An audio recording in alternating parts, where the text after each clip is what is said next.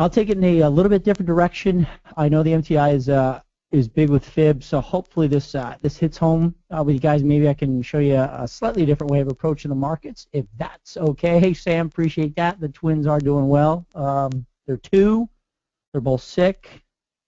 We love them, but oh my God, sick boys, the world comes to an end. I don't think we're going to put at least one of them on eBay anymore. I think we decided against that. So, no, just kidding.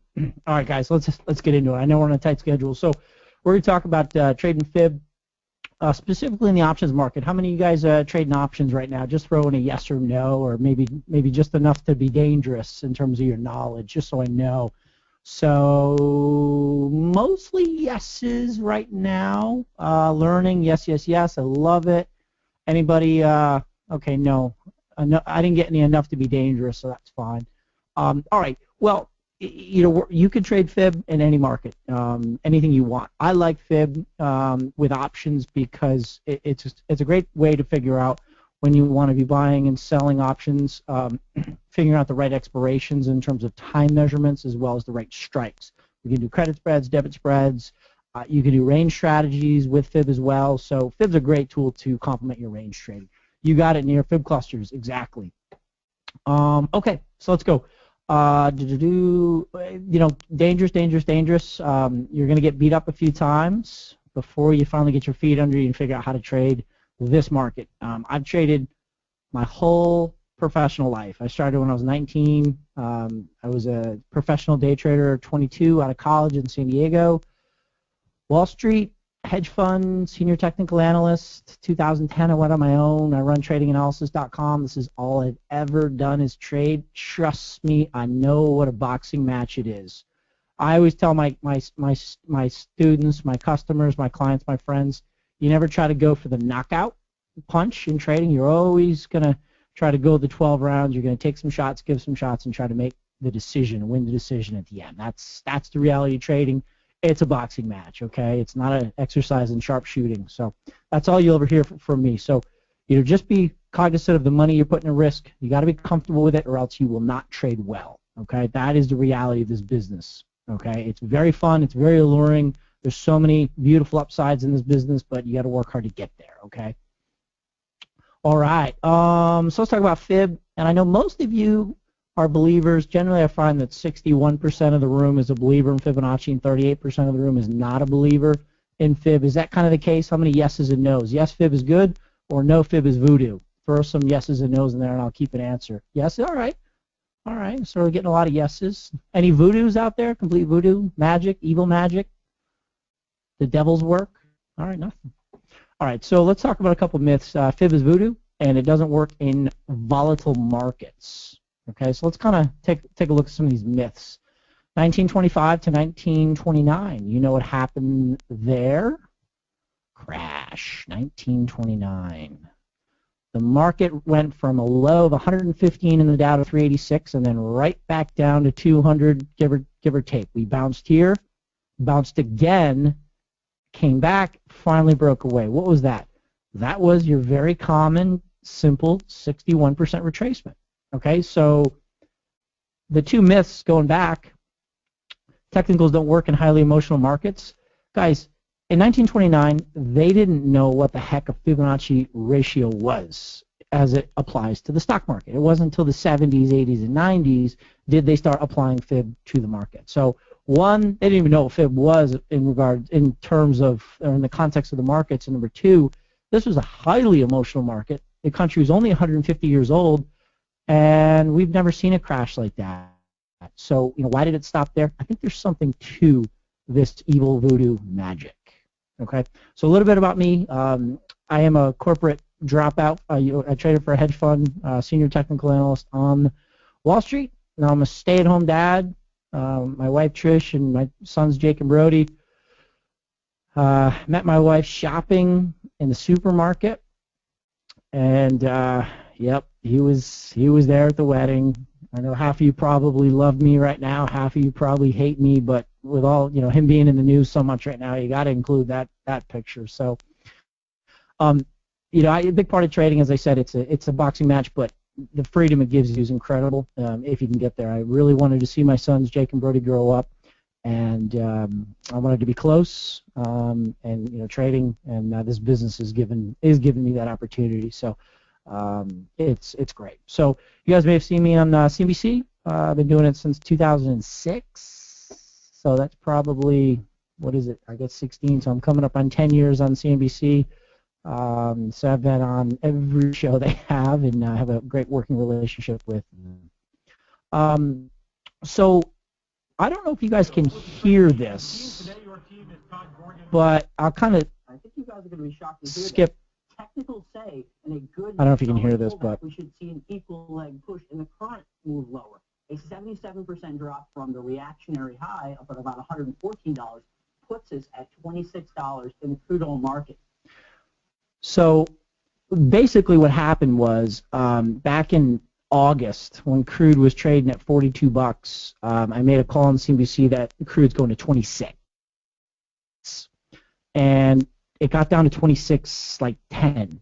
So CNBC did a big deal of it, and they replayed it, and it was a #1 piece on Yahoo Finance as well as CNBC.com for a period of time. And as I'm going to show you here today, guys, it was nothing more than a fib projection that called the $26 low in crude oil. So I'm going to teach you that right now.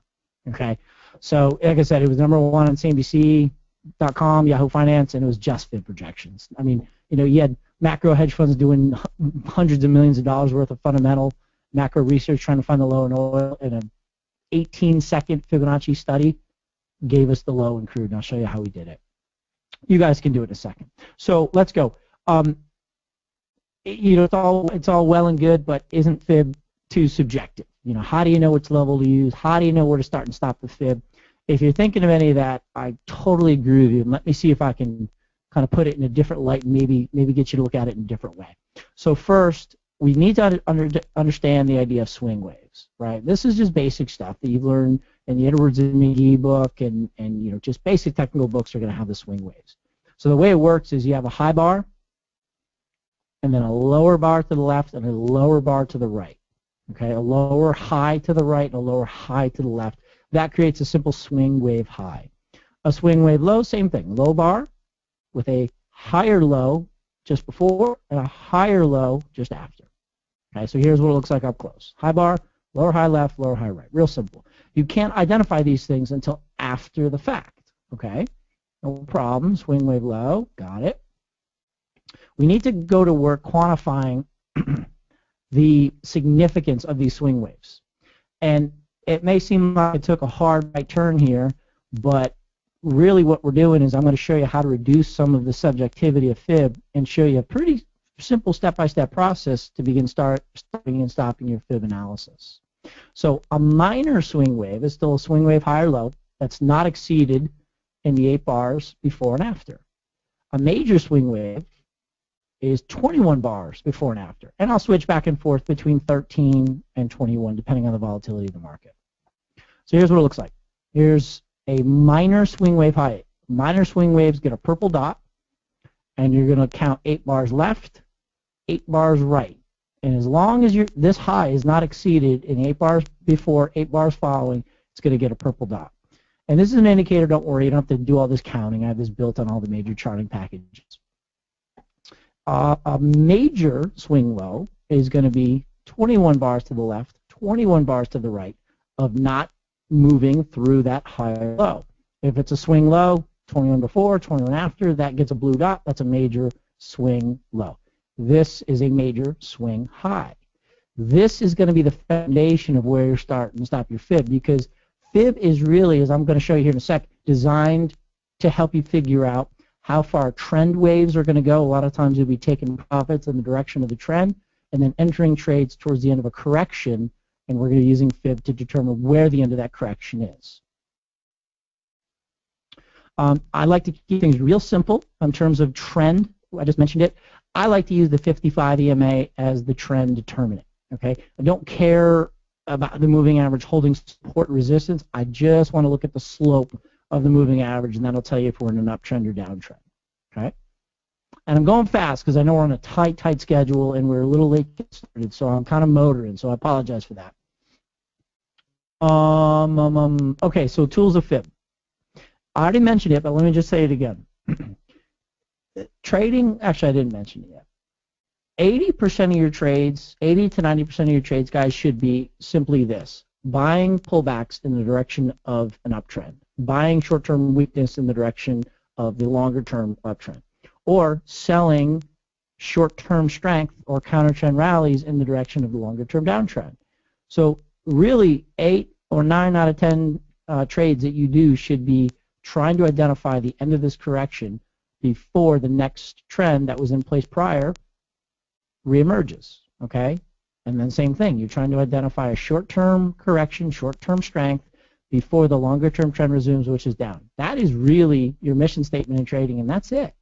Like, that's as simple as trading is, okay? And all these fancy things that we do, all this voodoo that we're doing, is designed to figure out where these corrections are going to end. The other, 10 or 20% of the time, there are times that I do counter-trend trade the market. And the only way you can counter-trend trade the market is with true leading indicators that give you an idea at some point in the future where price can stop. And you do so with a very tight stop, a very strict and written out trade plan ahead of time.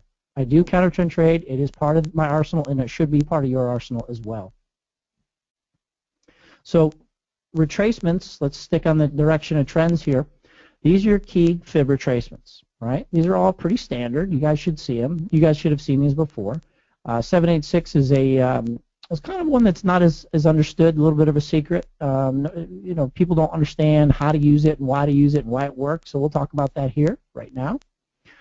So let's just look at this idea of a fib retracement again. And you guys should all be pretty well trained in fib retracements. Is this review for a lot of you, or is this kind of to some of you, is this kind of a new concept? So just let me know, and okay, perfect. And don't be ashamed. Nobody else can see what you're writing. So if it's new, if this is old school, just tell me, and I'll get on to the heavy lifting stuff.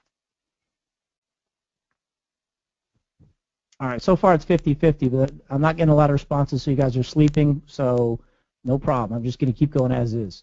Your fibs are new, but I use fibs all day. Okay, perfect, Daniel. Okay, so again, all right, perfect. Then I'm going to keep going at this pace from those answers. So again, fib retracements are used to figure out how far the correction is going to go by studying the prior trend wave. Corrections are in red, trends are in blue. The 55 EMA is not drawn here, but I promise you it's sloping up. So by looking and trying to figure out how far this correction lasts, you will study the prior trend wave. So retracements are used to analyze the corrective waves in red by studying the prior trend waves. This is the SPY, and you can't see it because I highlighted it, but there's a blue dot high right there. You have an a 55 EMA that's begun to trend down. You now are in a downtrend. Okay, once the market puts in a low and starts to move higher, it will start out as a pink dot. So you have a major up top because you got 21 to the left, 21 to the right. And then you're not going to know you have a major swing low until you have 21 bars to the right. But that's fine. Okay, it's a lag. These swing waves are a lagging indicator, but it's good because you know why? It's going to force you to wait, okay, to see the swing waves unfold before you start your retracement up here and down here. Okay, what it means is you're letting the correction unfold a bit before you move in. This is a very short move to a 38% retracement and then dropped away. I'm getting a little ahead of myself, and that'll make sense. So don't get confused. I got ahead of myself there. But again, you're starting the fib up at this blue dot. You're ending the fib down at this pink dot, and you're seeing that we went to the 38% retracement and dropped away. Okay. Let's see. Let's just get at something quick. S&P up a tidy 2.8%. Okay, so Microsoft, this is fine right here. Okay, what's the trend in Microsoft? 55 EMA is right here and right there. So we are in a downtrend in Microsoft. Okay, the way I would do is I look for the highest blue dot and then look for the low blue dot. Pull out your retracement tool and you go low to high. Okay, that's fine, pretty simple. 23, 38, 651, 618. It actually went to a 707, which is one that I use sometimes. But I'm very much focused on the 786 retracement. And a lot of what that means is, let's say this is a $10 drop in Microsoft. $5 would obviously be a 50% retracement. This is a 61% retracement. And a lot of times what I see is algos and high-frequency guys and market makers try to push through the 618 retracement, and this Microsoft's a perfect example. By the time they're done stop running up through there, they usually get up to like the 786 and then drop. Okay, so you see a lot of reversals at that 786 price retracement. Okay, so if we start to break through, I'm going to be very focused on 53.54 in Microsoft. Okay, 786 is great. You're exactly right, Near. All right, where's my presentation? Right there. Perfect. Okay. Nope, that's not the right one. I was doing one earlier. Okay.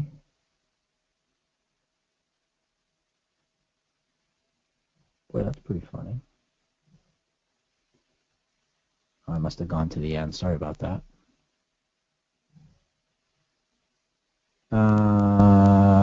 Right. From current slide, and there we go. Okay.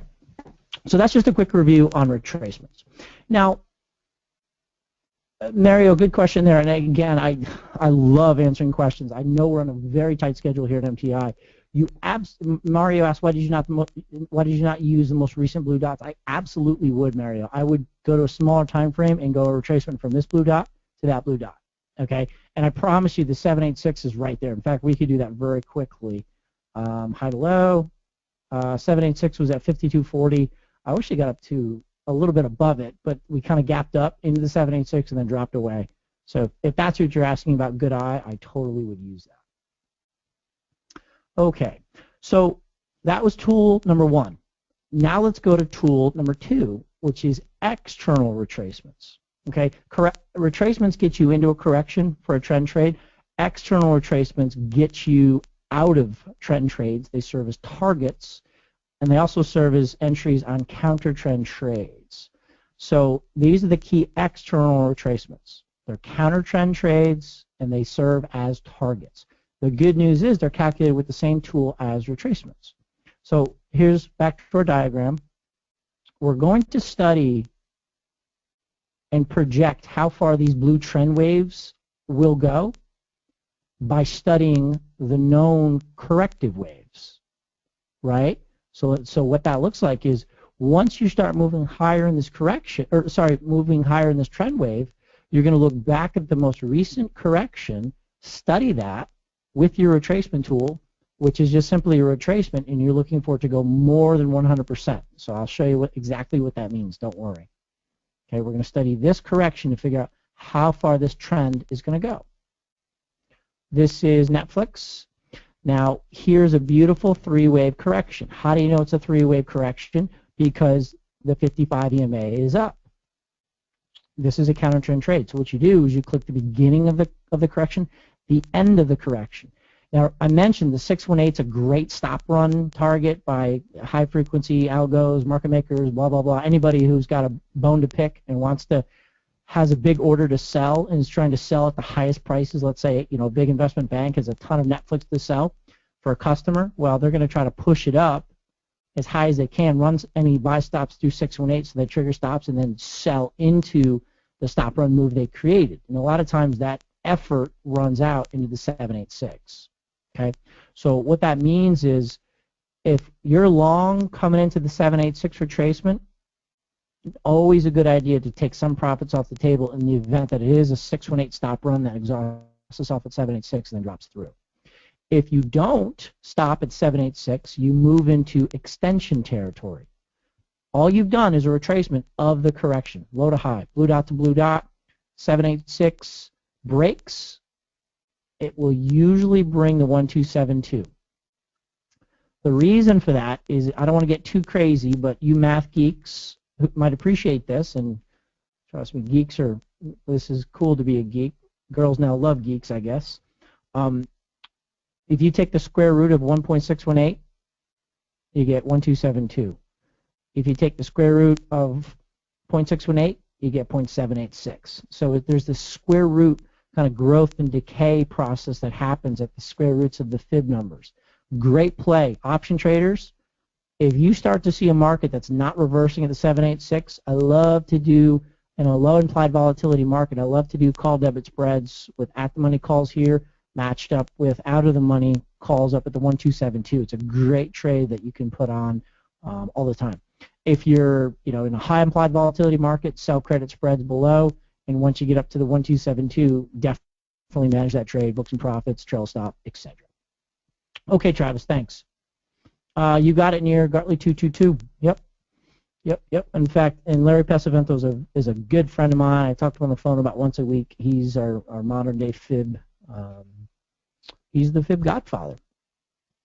Yep, and that comes from H.M. Gartley's book, Profits in the Market. On page 222, he talked about the Gartley pattern, which is essentially this. Okay, so let's talk about a setup. You don't need to be an option trader for this, but this is a extension and retracement three-step trade process. Now, I have a rule of thumb, guys. I never buy the first pullback. Never. Okay, I never buy the first pullback. Sometimes I'll miss it and we'll go to new highs, but more times than not, in my opinion, there's a head fake to a lower high, an equal high, and if the market's in a really bad mood, it'll just break to a new high and then drop. Okay, this drop is what we call the C-wave gotcha bar. What they're doing is they're trying to stop out as many people below this initial low. Let's say people kind of bought pullbacks to trendline support, or there's some moving average here, or there's an old low, whatever. People buy the first pullback and like, all right, well, good. I'm supposed to be a pullback trend trader. That's good. And then they sit back as the market moves in their favor. They kick their feet up on the desk, and then they come back, stops them out. They get all mad and say, what the hell happened? I thought the market was in an uptrend. They turn their back on the market, and only after the people have been stopped out below here is when the market regains its footing and then moves to where it was originally going. Okay, so this three-wave pattern is the foundation of really what we're doing here as pullback traders, and I really like to see it. So here's the steps how to trade the ABC pullback with a retracement entry and an extension take profit. Okay, number one, isolate the trend, which we now know is a 55 EMA. Wait for the market to pull back a little bit. Identify the most recent major swing wave high. Use only that swing wave high, which is a blue dot high. Find the most recent major blue dot low. That becomes the starting and stopping point for your fib retracements. Do you now see how it's actually a good thing that the swing waves don't become obvious until after the fact? You don't need to be able to identify where the retracements are until we start doing the ABC pullback. Once we start getting the pullback, then you look back and you say, oh, got it. Okay, blue dot low, blue dot high. Here's where I start and stop the fib. And then you're forced to wait to enter the market. Trust me, I would say a majority of you, including myself, we enter the market too fast. The lagging nature of the swing waves, these indicators that I have here, make you wait on entries to be more patient, which I think is a good thing. Okay, so retracement starts down here, and these tools are available on all packages. All good charting packages, any charting packages have retracement, so no big deal. Okay, so you're waiting for the three-wave move. There's your initial push. You're looking for the false break. Then you need to make a new low below the initial stop run. Okay, below the initial low, you need the stop run. Once you get the low, then you're on guard for an entry signal. The stop run needs to happen between the 38 and 786 retracement. So this is the zone. Okay. Now, one of the trick questions that I asked you earlier was, which one of these fib levels is going to hold the market? You don't know. It merely defines a zone where I'm looking for this three-wave swing pattern to happen if you're only using retracements. If you're using the other two fib tools, which I'm going to try to introduce to you right now, you can be more specific and identify a zone of support by injections and extensions. Okay, if you're just using retracements, there's no way to know which of these three or four will hold support, but you need to see this three-wave swing pattern with the stop run gotcha bar.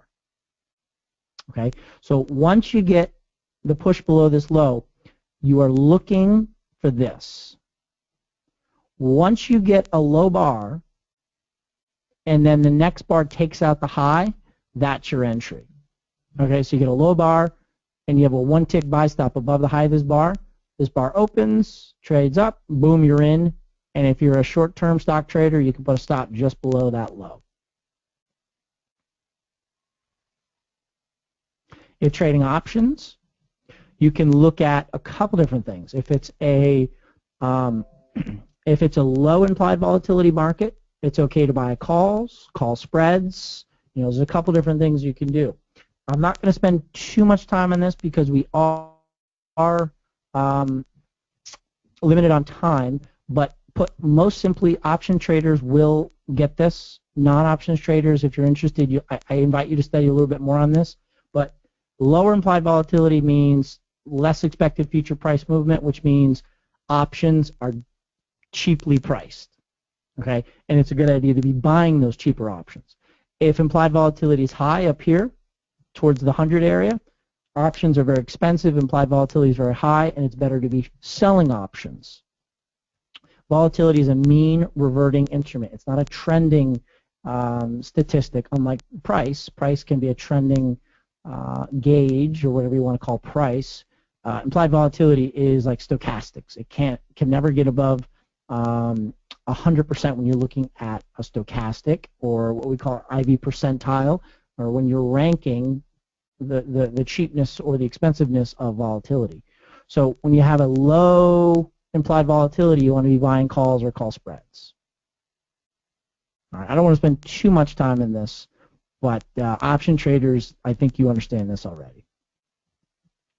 John, yep, 21 and 13 for blue and purple. I do change them. Sometimes I'll go 13 and 5 if it's a slower market.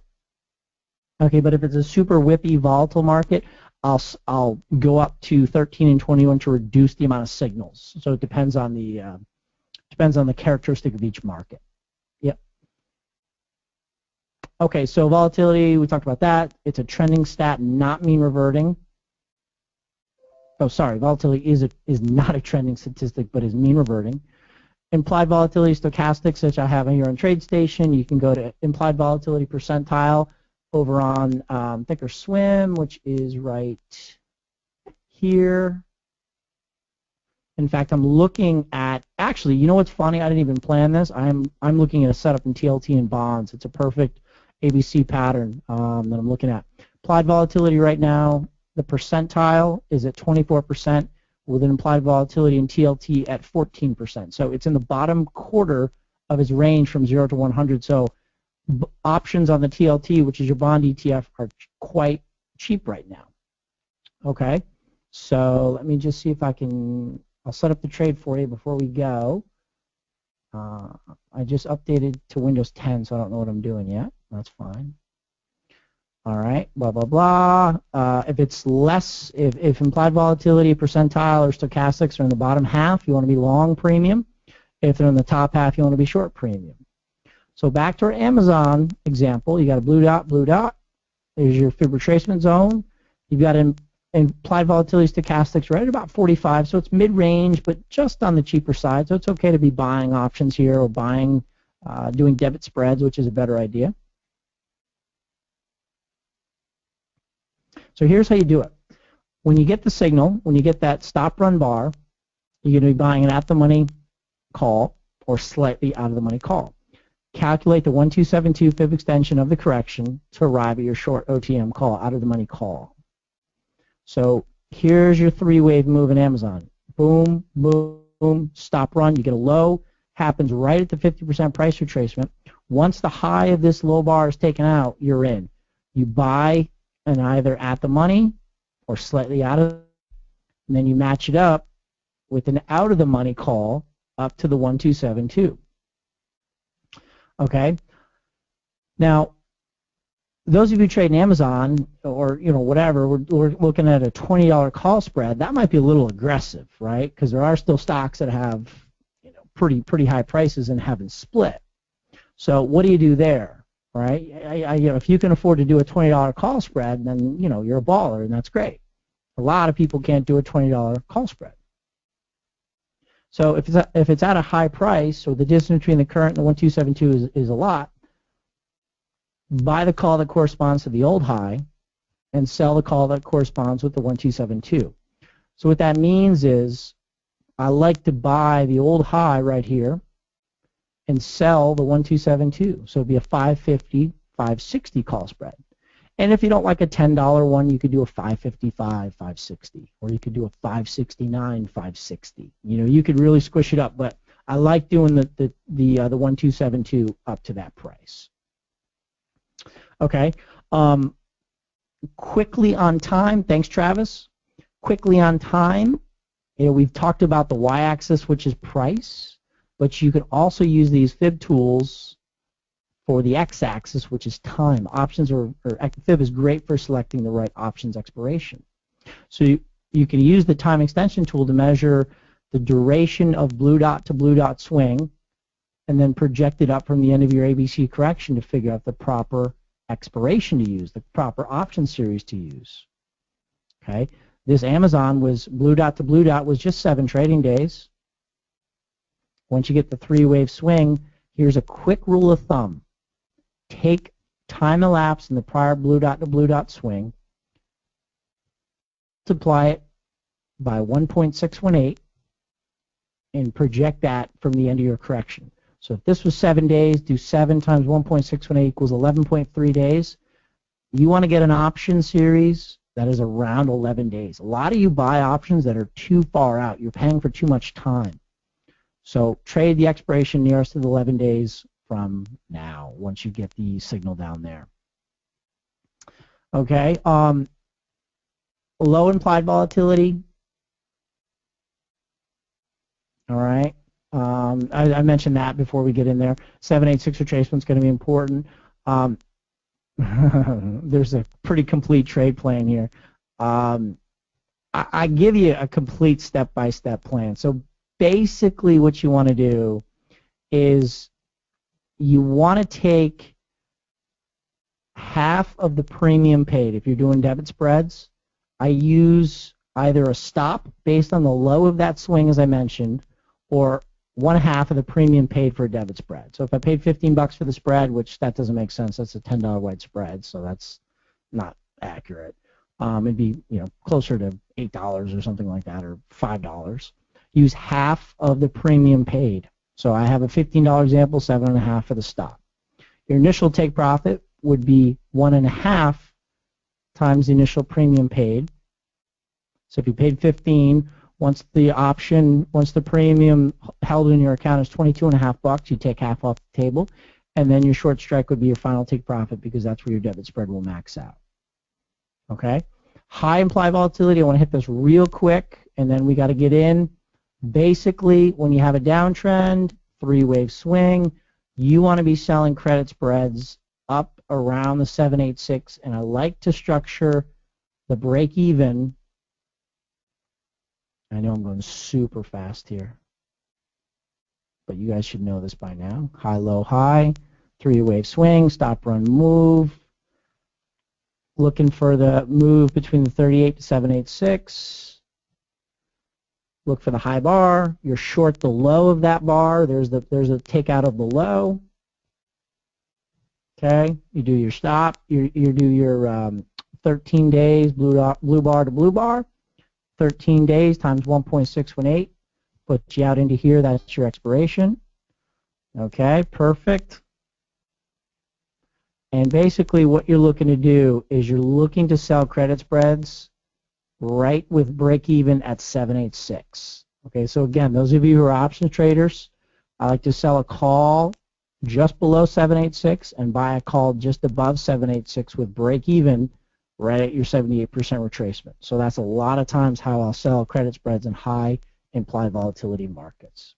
Okay, so guys, that's real quick, real quick. I probably tried to fit too much in a 45-minute webinar, but you know, if anything, guys, I think I've shown you, you know, a different way to trade rather than, you know, watching crude oil drop and watching the talking heads on CNBC. say, it's going to 26 bucks. I better get short here, you know, and then as soon as the market makes it look good to be short, it comes back, and you're like, oh no, what did I do now? And then it comes back for you to break you, and you're like, oh, thank God. And then it rallies up, and you're like, oh my God, I can't take it anymore. And you stop yourself out, and then it goes. You're like, oh, that sucks.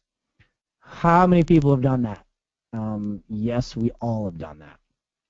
Where if you wait for the three-run, you know, if you wait for the three-run stop bar, perfect. You know, that's much better. Even if you took this as a three-wave swing, you're short here, comes back, you just get stopped out, you lose a small amount, and then it goes, you're like, okay, that's fine. You know, I lost 25 cents in crude rather than $3 in crude, right? So wait for that three-wave swing. If you're a stock trader, great. If you have high implied volatility, you're selling credit spreads up here. If you have low implied volatility, you're doing debit spreads to get down to the 1272. If you're a stock trader or futures trader, you can trade this just as well. Okay? So it's about a game plan, right? I just introduced you to two of the many fib tools I can teach you, which are retracements, extensions, projections, expansions, time retracements, time extensions, time projections, symmetry measured moves. There's so many things that I can teach you with fib, but you know, you don't need to get super, super advanced. The most important thing, guys, is to have a game plan, right? To have a lousy game plan is so much better than having no game plan at all, because, you know, if you just sit down and just start banging away at the keyboard, there's a pretty good chance you're not going to be on the right side of the market. You're going to get pissed off, and you're going to revenge trade and try to fight the market to get back to break even.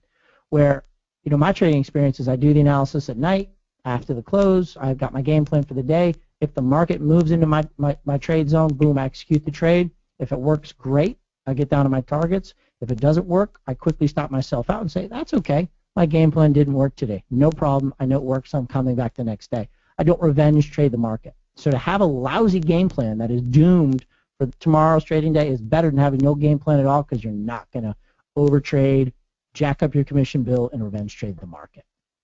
All right, so anticipation, guys, is what we're talking about. That's the ultimate power.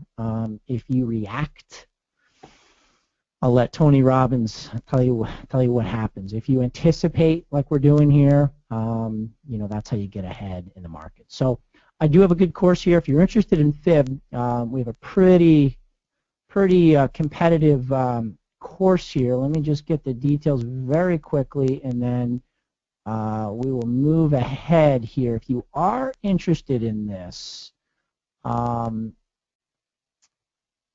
me just do this real quick. I just cut the price for you. I like you guys. I can tell you're interested. That was a game time decision. Talk about not trading with a plan. I just cut the price for you.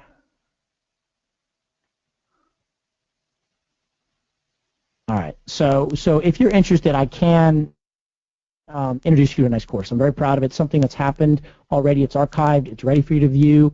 Called The Best Way to Trade Fib. So I'll show you all the tools I have in the market in terms of fibs. How to do support and resistance, and this is the key, how to do those zones, how to combine multiple fib price and time to identify the ideal zone in which you want to trade. You can trade this on anything, if you're stocks, futures, Forex, options, anything you want. So we're set for everything.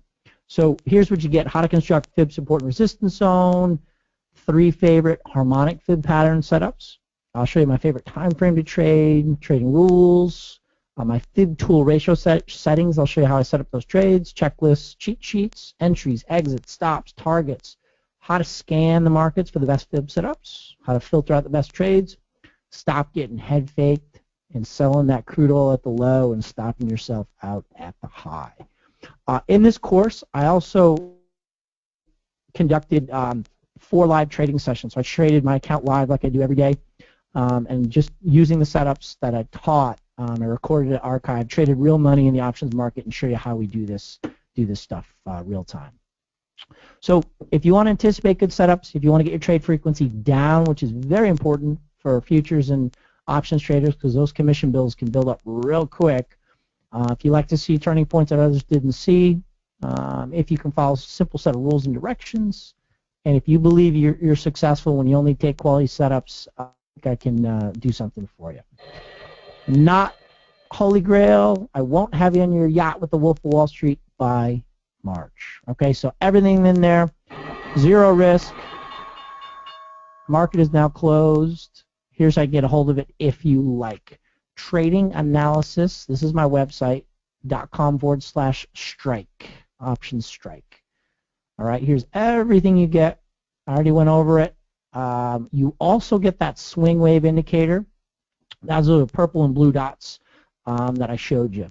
So you will get that, and it's downloadable for multiple charting packages for live sessions. There's a lot of downloads in the session, and you get obviously the content, which is about 3 hours of content. All together, guys, $97. MTI special. It was $197. I just made it $97. So if you go to Strike, tradinganalysis.com/strike, you guys will be good to go. You'll get the course. You'll have a link to log into to view the sessions. It's about 10 hours of material.